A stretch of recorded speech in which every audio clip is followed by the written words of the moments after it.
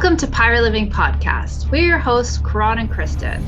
On this podcast, we are highlighting ordinary people living extraordinary lives. These are pirates who take small, bold actions daily to create social change. Pirate life is all about rebelling and breaking the rules for good. Creating lasting social change starts by first breaking our inner rules. After all, the hardest rules to break are your own. The pirates we highlight have dedicated themselves to creating good trouble. Today, we are talking with Kevin Wood. Kevin helps people break through their mental barriers that are holding them back to reach their full potential. And as a coach, he helps people get unstuck and to learn how to make positive changes in their life. And Kevin, we're glad to have you here today to be chatting and learning from you. Thank you very much for having me. It's an honor.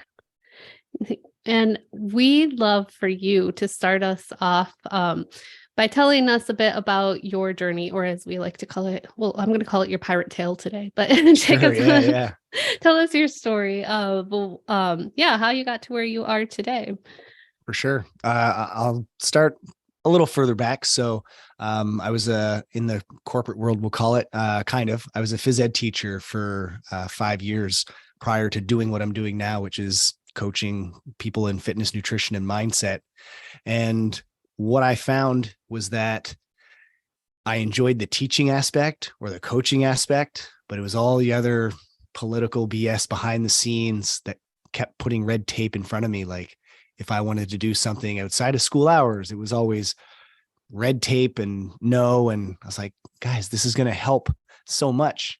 So there was a lot of other stuff involved with being a teacher, especially a phys ed teacher.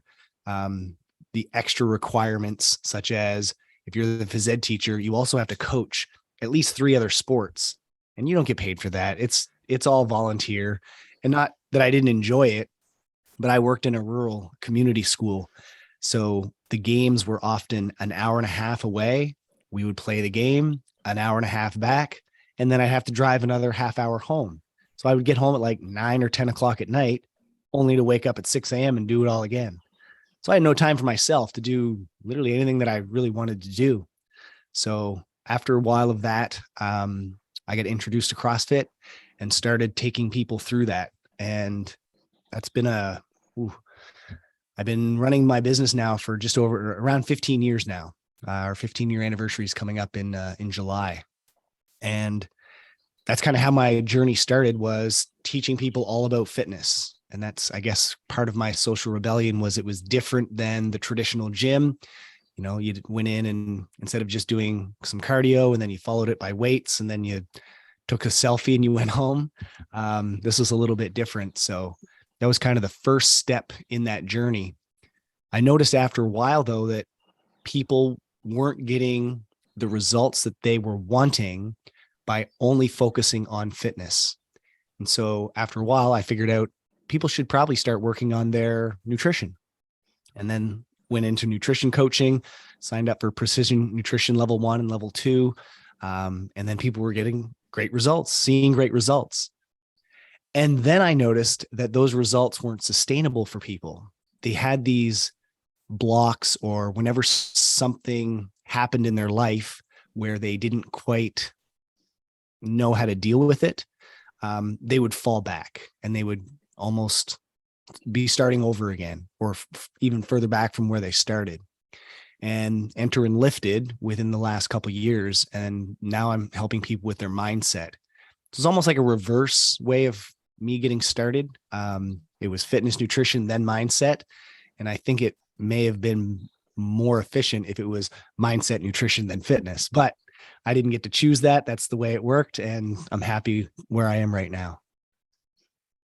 You're speaking both Karan's language and mine, because I was I was in education for years, which I agree is a corporation all in its own. It's just not called a corporation, but it is. So we've noticed a lot of people start off in the corporate life and then are like, I need to do something different, and then start doing things on their own. So what is it that really got you to, when you talked about it a little, but what was like the pivotal moment for you walking away from the classroom and going into working on your own? It's a good question. There wasn't a moment. It was it was kind of a slow burn or a slow build up to that point. And it was just day in and day out. I was like, maybe I could do this thing.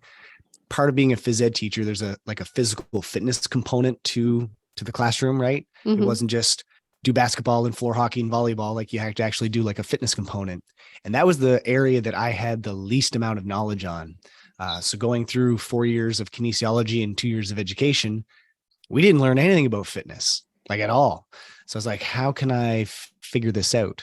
And so in New Brunswick, where I'm from, there was an association or a group that put on these fitness courses. So I signed up for my personal training course and a few other, like a group training course as well. And in that course, I met somebody that was also doing CrossFit on her own, and we became buddies.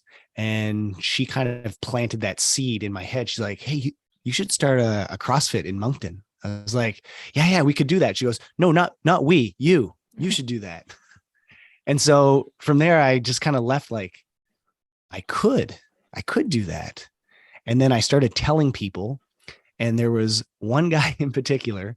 He was the guidance counselor, the school counselor at the school that I was working at the time. And I talked to him about the idea, and he said, yeah, that'll never work. So I guess that was my pivotal moment, because I said, I'm going to show him. And so that was me. It was like, I'm going to show him that I can do this. And that's kind of when the ball started to get rolling. Started doing CrossFit with my classes. Then when I moved schools, I ended up starting an intramural program where students and teachers could come down on their lunch breaks, and I'd run them through CrossFit workouts. So that was the moment where the ball started to roll. And I was like, I think I can do this outside of the schools. So July 5th, 2008, I made some Facebook posts leading up to it, and there was like 20 some people that showed up to the playground on the first day. Very cool. From there, how did you become into the Enlifted community? Yeah. So I was in a mastermind group through Level Method. It's the program that we use at our gym that complements CrossFit. And I was looking for mindset training. It's like, I don't know much about it. I don't know where to look. Does anybody have any recommendations? And one of the staff members mentioned Enlifted and got me in contact with Mark England himself. And Mark sent me a voicemail, like he does for all new people that he kind of meets. And he gave me a free a class pass, I guess, to the Way of the Enlifted Athlete. And I went through that course initially, and nothing really stuck. I didn't get it at that point. And so I kind of like half-assed it, I guess, on the way through. And I don't even think I finished it, but I kept following Mark on Instagram and the Enlifted community on Instagram. And then I just started absorbing it a little bit at a time. And I was like, okay, I think I understand. Like, it's a different language, really. If you're not used to it, like talking about translations, I'm like, I don't understand what that means, but now I get it. And now I use it all the time, and it's great. So it was kind of like a slow drip. And over time I was like, this can be life-changing for a lot of people. And little did I know that it was also going to be life-changing for myself. I think he said that on our first, in level 1, the first call, he's like, this is going to be a transformational journey, not just for your clients, but for you as well. And I didn't really believe it at the start. And then we got into the story work, and I'm like, oh man, I shed a lot of skin on that call. So how are you using that now with the people that you work with? So I've been training or coaching a lot of people through nutrition. And like I said, I found it was their mindset that was holding them back from actually making like lasting, sustainable change. And so with those nutrition clients, in the middle of my Enlifted level 1 course, I started, with their permission, asking them if I could start playing some word games with them. And so it was just kind of the way I was led into this, little bits at a time. And then over time, we started getting into story work and working through their stories. And they've seen quicker, more efficient changes over the same amount of time, that's what a coach's dream. Can we get better results quicker? If the answer is yes, then I'm going to keep doing what I'm doing. So since then, I've now opened up my own mindset coaching program with the website ifixyourmindset.com.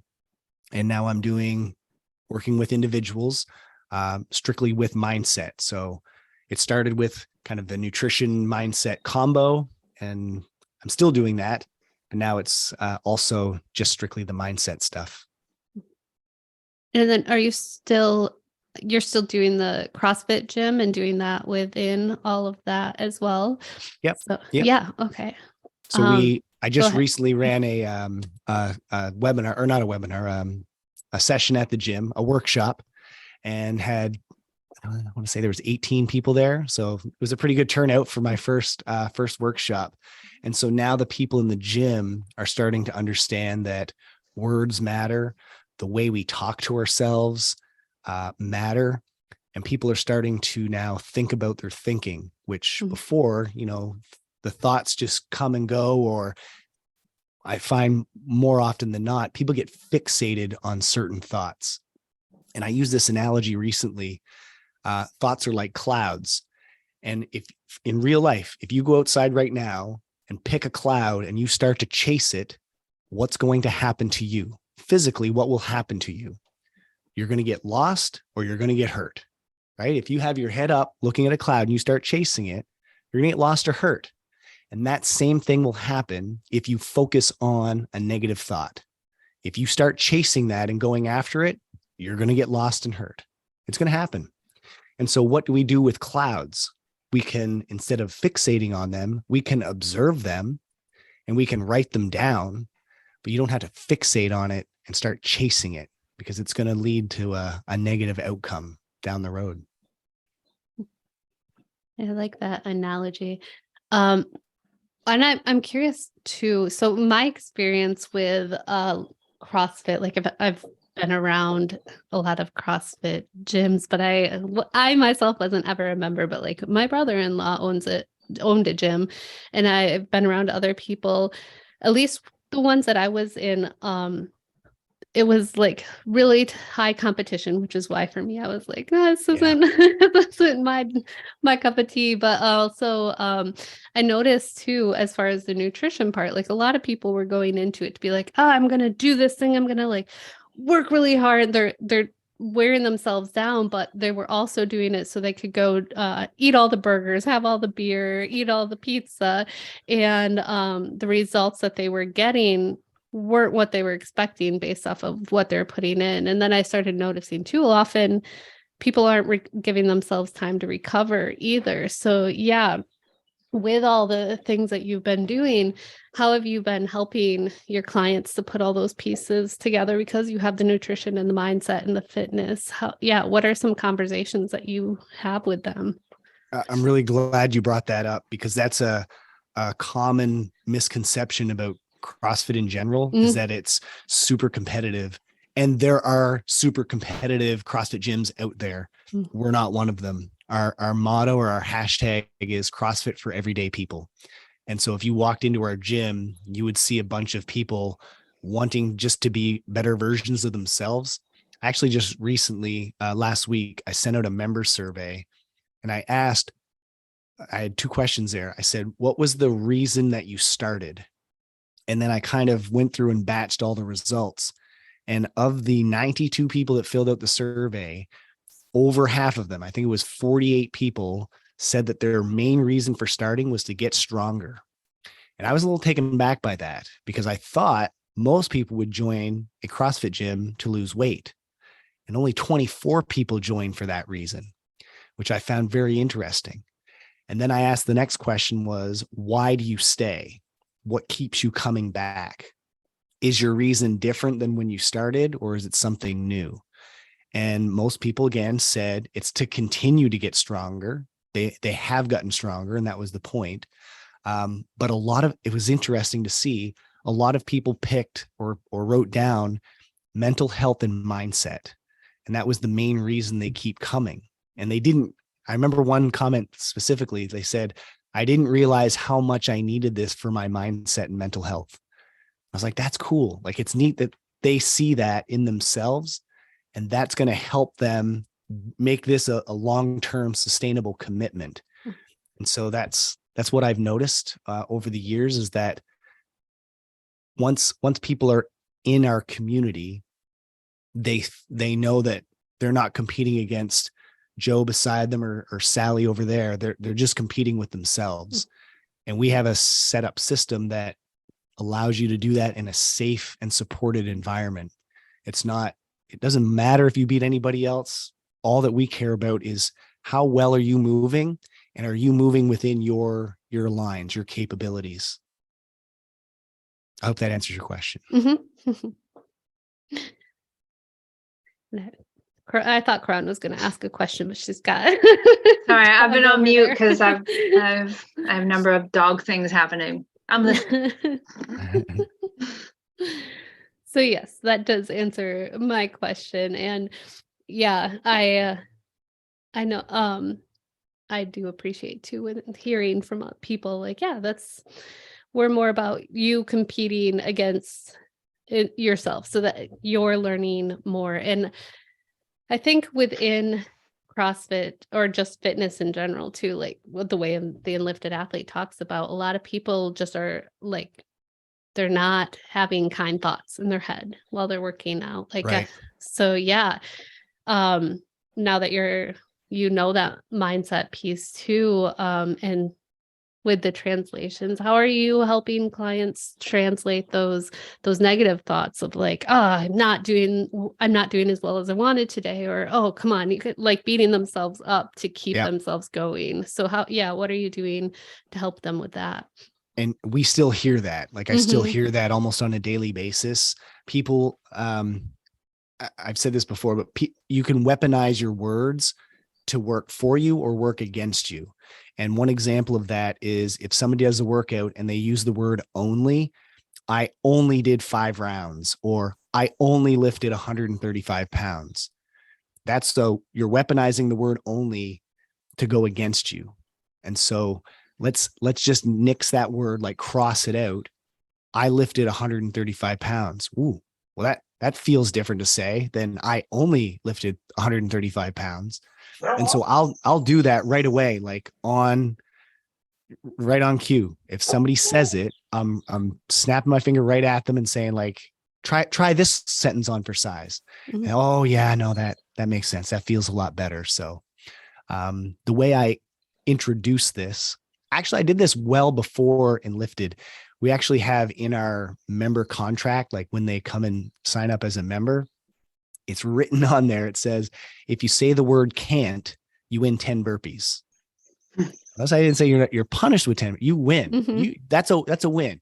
Go ahead and say it and you'll win 10 burpees. You'll improve your fitness if you improve your mindset. So we had that written on the wall. We actually have another sign at the gym that says, I have to work out today. And we crossed out have to and put get to. So that's been on our wall for almost 10 years now. Like it's been a while. But more recently, and since doing the Enlifted program, I threw up the Soft Talk Challenge, printed it out, big orange and white letters, and just left them kind of all around the gym. And so people would start asking questions like, hey, what's that? I'm like, say this sentence. And then it would have soft talk in it. I said, let's take that out. Do you see the difference? They're like, oh yeah. I was like, do you use any of these words in your daily language, whether it's to others or to yourself? Oh yeah. It's like, well, here's a sheet, and I give them a copy and they can take it home and try it themselves and see what happens. So after my workshop at the gym, gave them all that handout. And then I followed up with them a week later and asked them if they noticed any difference or if they noticed other people using those words. And a lot of people noticed it at work. So when they were at work, they would hear their coworkers say these constantly. Yeah, we should really get this done. should get this done or we're going to get this done. Like which is it? And so they understood, and they now can recognize when others say it and then also when they say it. And I asked them as a follow-up question if they've ever edited themselves. And a lot of them were able to do it in their typing or their writing, but they still struggle with the verbal stuff or their own thoughts, because thoughts happen so fast. They're really hard to edit. You can go back and say like, oh, I could have said this. But it's easy to hit the backspace on your phone or on your laptop more than it is to edit words that already popped out of your mouth. So what, I think you touched on it, but what is your social rebellion that you're doing with your work? The social rebellion aspect is to get rid of the sugar-coated BS that's out there. I'm known for shooting people straight. And if they come to me for advice, or if they present a problem, I'm just going to tell them how it is. I won't dance around. I'm not there to make you feel good. I'm there to get you results. And that involves telling the truth. And so, like you said before, Kristen, about the nutrition, like people going out and, they work out really hard during the week and then they screw off on the weekend. I'm going to tell them that you are messing up because you're screwing up on the weekend. You're screwing up 30 or 40% of your entire week, your diet. And that's why you're not getting results. Where other people might be like, well, maybe if you just came in and, worked out one extra workout a week, that's not going to do anything. I remember there was this cool comparison video. It showed somebody running on a treadmill for about 20 minutes or so, and it was counting the calories that they were burning. And then beside that person was somebody eating pizza, tracking how many calories they were consuming. They were vastly different. In 20 minutes, how many calories of pizza could you eat? It's in the thousands. It's up there. How many calories can you burn in 20 minutes on a treadmill? It's not close to 1,000. You're maybe in 100, maybe 200 at most if you're sprinting it. But that's, like, I tell people that comparison, like, oh, I never thought about it that way. Right? Because nobody's ever told you that. And so that's my social rebellion, is just being truthful and honest with people and not sugarcoating things. Yeah. That's because that's what I've seen a lot of with people too, with like, that it comes back to, again, the mindset. Like, I think there are some that are starting to get like, I want to be healthier in life, so I'm going to choose what I'm eating. I'm going to choose how I'm talking to myself. I'm going to choose the fitness. But a majority, like what we learn about fitness, similar to like what we're learning about with language, it's just fitness is, I'm going to go out and run so that I can have this cupcake later on. Like, I'm going to punishing yourself, more or less, looking at fitness as a punishment. So yeah, being able to take that and look at it through a different lens is something that isn't as common for many people. It's true. And people often use it as they'll use food as a reward system. Like, I worked out really hard, so I deserve this. Well, what exactly do you deserve? You're using food as a reward system. How well does that work out for kids and stuff? It doesn't last for the long run. So we treat our bodies, if we treat our bodies as something to nourish, as something to be thankful for, then you should reward your body with nourishing foods, because it will pay you back in the long run. But we're so short-sighted. It's so common in today's society. We have short attention spans. We want immediate gratification. And so that's really hard for people to look out in the long run. If I continue making these small decisions, how's that going to affect me 5, 10, 25 years down the road? And so it comes down to breaking down those words and those stories, and then starting with daily habits. Oftentimes we see people come in and they want to do a complete overhaul. We call it the overhaul lifestyle. And that's not sustainable. They want to change their fitness, nutrition, like everything gets changed all at once. And then they flip the switch or something happens to them and they go back to that default. So what's the one thing that we can make a difference in for the next 2 weeks? Once you're successful with that, and it feels like it's just a part of your daily routine, what's the next thing that we can do for the next 2 weeks? And so we're just stacking habits one on top of the other, as opposed to just flipping the table and saying, I'm going to change everything all at once. Mm-hmm. Yeah, I know Karan looks like she has some dogs over there. I do. She's talked about too, like having her clients just starting with a walk. And I'll let you, Karan, talk more about that. Yeah, no, the whole like habit stacking. I don't know if you've read Atomic Habits, but like, it just makes a lot of sense. So many people want to come in and like overhaul their entire life on day one. And then I feel like they're disappointed when I'm like, cool. I need you to get 6,000 steps today instead of 3,000. And they're like, that's it, but this is supposed to be nutrition coaching. I'm like, yeah, no, that's how we're going to start. Or I need you to go to bed 15 minutes earlier. And I think people do overlook those small not so small lifestyle things that play like a key role in their overall health or well-being. One of the things as a fellow nutrition coach, I'm wondering if this is something that you're tackling, is also using the language to kind of fight that like diet culture mindset. And like, what are your thoughts, or how are you going through just tackling that whole diet culture and the language that's often getting used around nutrition for foods that are bad foods, or I was bad this weekend, and that kind of stuff with language? Yeah, that's a great question.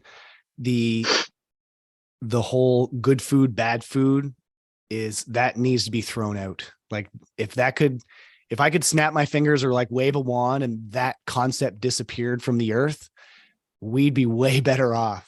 But this whole good food, bad food thing, it's absolute garbage. Food falls on a spectrum, and that's what I teach my clients. So if you go out for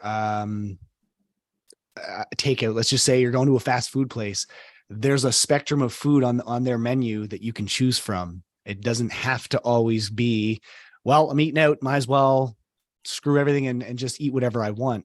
The analogy I use is if you're driving down the road and one of your tires goes flat, do you then hop out of your car and pop the other three?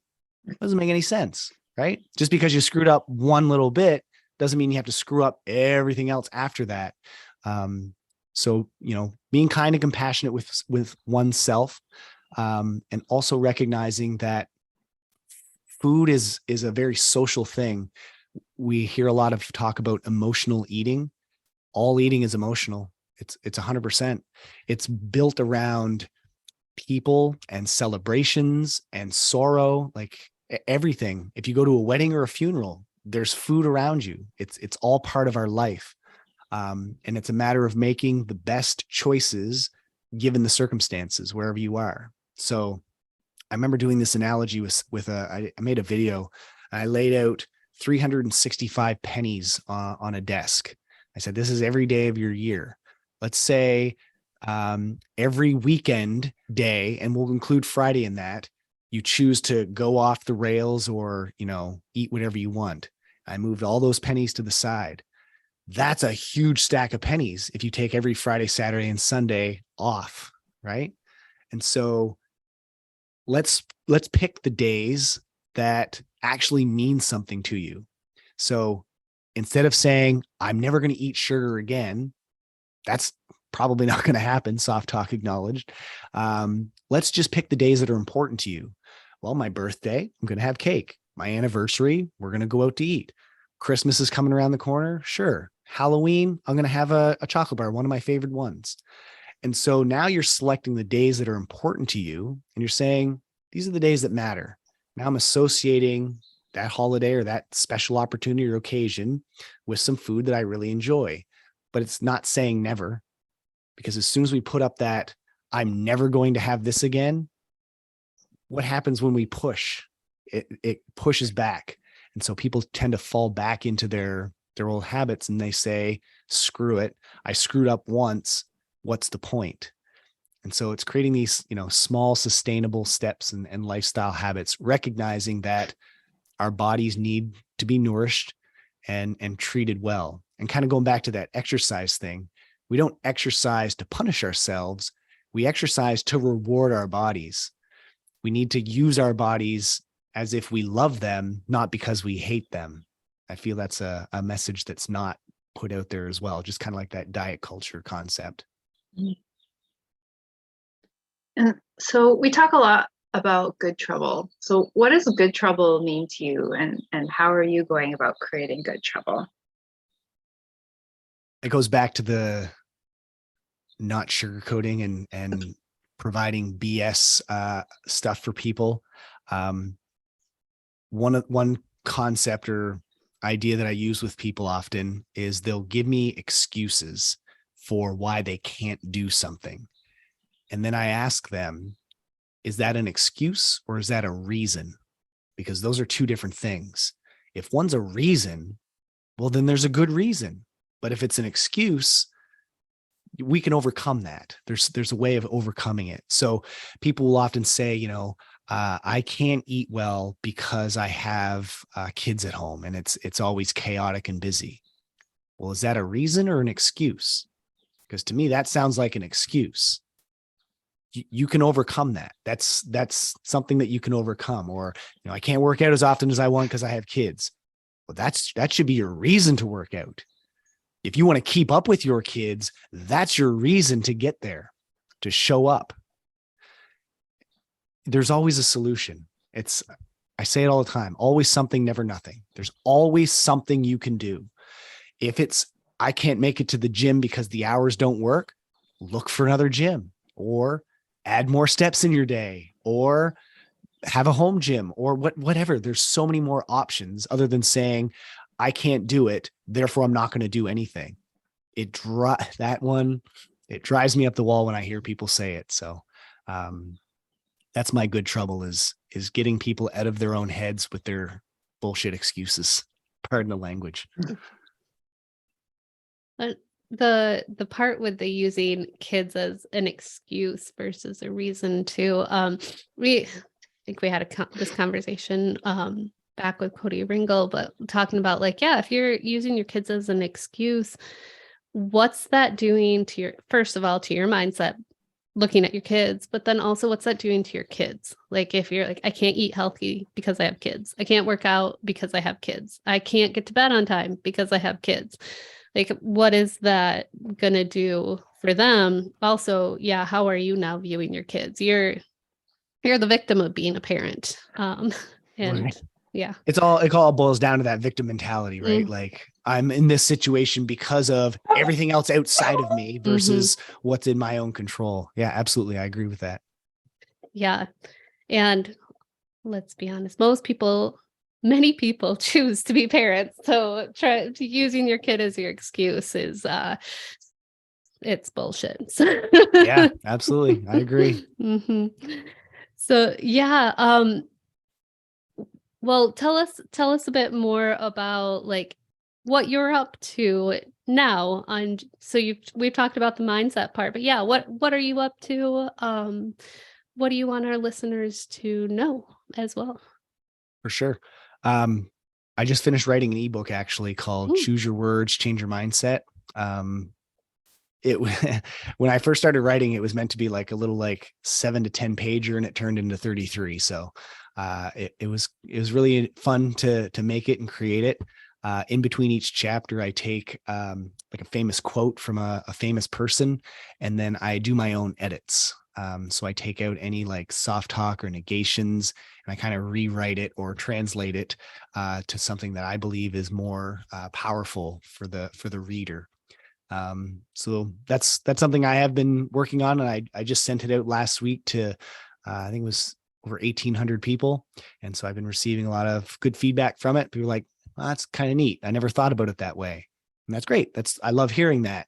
And so the goal is to get people to start thinking about their thinking, because we often go through our days or our life on autopilot. We have our heads in the clouds as opposed to grounded. So I guess my goal is to take mindset work from out of the clouds and kind of bringing it down to the ground floor. So it's actually practical and things that we can actually do and work on. So I recently worked with somebody the other day. She was questioning or not whether this mindset stuff was working. And so I kind of shifted gears and we went into like a goal setting session.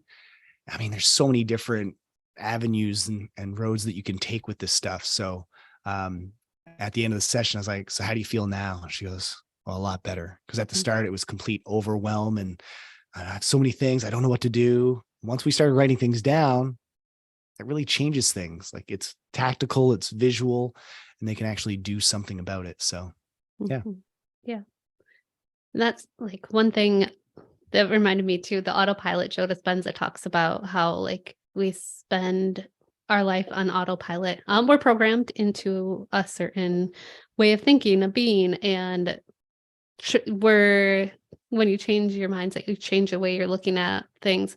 You're reprogramming the program that's put in and getting yourself out of autopilot to be more aware of your thoughts. So yeah, you reminded me of that when you were talking about it.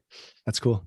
Did you guys hear the big husky howls happening? Or did I hit? Yeah, did I hit the mute in time? Sorry, I don't know why my dogs are like pure chaos this morning. I haven't even had any others show up. It's just the normal two. I got 2 dogs at home. One's an old lab and pit bull mix. She just wants to lay around. And then the other's a puppy. She's a Thai Ridgeback. She's just full of energy. So anytime somebody knocks on the door, it's like, boom, you know, somebody's coming down the street because she'll let us know. So yeah. Cool. How would you recommend our listeners go about starting their own private life? Oh my gosh. Your life is too public. Yeah. You're gonna need to calm down. No, a pirate life. How would you recommend our listeners start that journey? When it comes time, when you have the idea that you want to make a change, the very first step is deciding that you're going to pay the full price. And so what I mean by that is oftentimes when people say, hey, I think I might want to change my nutrition, when they say it that way, they're only willing to pay part of the price, but not the full price. And so when you decide, whatever it is, whether it's starting a new fitness regime or a new way of eating or mindset work, if you're going to do it, decide with 100% certainty that this is what you're going to do. If you're not sure, write it down. Like put it on paper, read it out loud, read it slowly, and then say, is this something that I'm going to commit to? I've worked with people over the years that they think they want to change and they think they want to do the work, but then when it comes time to doing the work, they don't. And so it comes down to, are you here and are you willing to pay the full price? Are you going to walk through the door or are you just going to kind of like peek through it? So if whatever you want to change, there are only 4 ways to make any change in your life. You can either start doing something that you've never done before. You can stop doing something that you're currently doing. You can do more of something that you're currently doing, or you can do less of something that you're currently doing. That's it. There's no other way to make changes. So those are the only 4. And so decide what category that thing you want to change falls into. And then you commit to it, pay the full price, whatever it is. So for me, recently it was create a website. It wasn't like, I think I might want to create a website. It's, I'm going to create a website. And I started setting out detailed plans on how I was going to do that. And then 4 weeks later, it was complete and launched. So it's a matter of just deciding and then putting it into work. Go to work. We talked to Sam Kahn a few episodes back, and he said the word decide has the side at the end of the "ide." It's like matricide, homicide. There's a death in it. So you decide there's going to be a death to all the other things because you're making a decision. for one of the choices to live, but all those other ones die. So yeah, that was I liked the way he put that one. That's cool. I've never heard that before. I'm going to steal that one for sure. Yeah. And I don't think we've asked yet where listeners can go to find out more about you. So before we wrap, where can they go to find out more about you? Well, before that, what I'd like to tell your listeners is that if they haven't done so already, I know podcasting is not a lucrative thing that we all do. It's definitely a passion project. So for all the listeners here, please, after this episode, please rate and subscribe and share this out. That's what keeps us podcasters going. So I'm sure that you guys would appreciate that. So please rate and subscribe. Yeah. So where people can find me, Instagram is probably the best bet. There's the dog. I heard it now. CF coach _ Kevin. And yeah, that's the best spot. Or you can check out the website, ifixyourmindset.com. Easy to remember. And all my contact info's on there. And if you want, I can give you a link to my ebook and you can share that in the show notes. Yeah. Yes, that'd be great too. Awesome. Well, thank you so much for chatting with us today. Thanks also, Bear and Juno, for your input. Yeah, this is the most they've contributed in a long time. That's great. Right on. Thanks for having me.